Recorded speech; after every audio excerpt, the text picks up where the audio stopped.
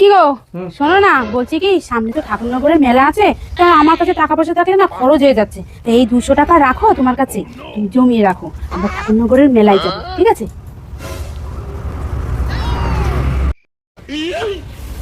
কই শুনেছো? এ নাও 500 টাকা রাখো। কিসের 500 টাকা? আরে তোমারে বললাম না যে ঠাকুরনগরের মেলায় যাবো, ও, আচ্ছা, তো ওই জন্য জমানোর জন্য দিলাম। আচ্ছা, ঠিক আছে? ঠিক কি গো টাকা দাও। কিসের টাকা?